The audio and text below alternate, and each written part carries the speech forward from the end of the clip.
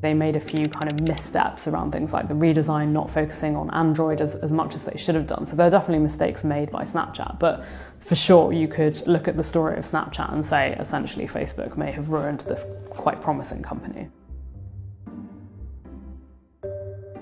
So Snapchat is in a little bit of trouble. Its stock price has fallen substantially over the last couple of months. Snap has said it's losing daily active users, and the worrying indication is that probably people aren't using Snapchat as regularly as they used to. But, it's really difficult in the current environment to compete against Facebook because it's got loads of money, it's got the biggest online ad business alongside Google, and if you're trying to sort of compete with the two of them, it's really hard unless you have a lot of money and you have a lot of luck going your way in terms of attracting users. The other disaster that Snapchat had was its redesign. What made Snapchat really popular with young people was that it was kind of difficult to understand. You had to really understand how apps work in a way that sort of young people really do and older people find a bit tougher. Unfortunately, it was a complete disaster. A lot of the loyal younger users and celebrity users of the app, people like Rihanna, quit, and Kylie Jenner, said on Twitter, actually, I'm not that keen on opening the Snapchat app anymore. And it's probably not really managed to recover from that disaster.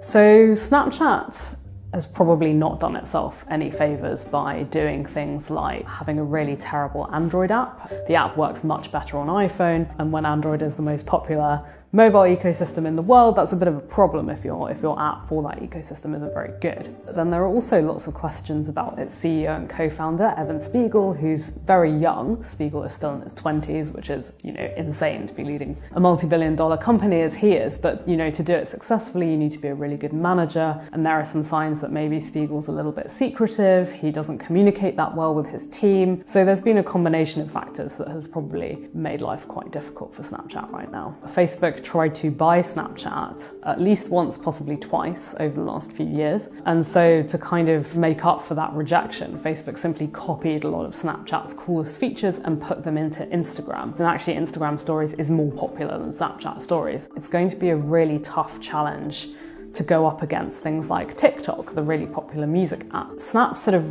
reputation has always been about being cool rather than useful. And so something like WhatsApp, which is a sort of Snapchat competitor in that it's a messaging platform, it's always going to be popular because it's really useful. Unless Snapchat can sort of really show users that it's useful as well as cool, it's going to be really tough to get people back on the app if they've left. You would be amazed at how long companies can limp along even if they appear to be losing users. I think a really good example is Twitter, which everyone has been writing off for several years, but actually sometimes Twitter turns a profit. It's not doing brilliantly in terms of retaining users, but it's certainly not going down the toilet. I feel like Snapchat could perhaps be similar. People do see it as an alternative to Facebook, so they may want to keep that alternative around. Snapchat could actually last for a very long time, even if it doesn't change very much. As long as it does keep rolling out some updates, it's possible it could go on for many years into the future.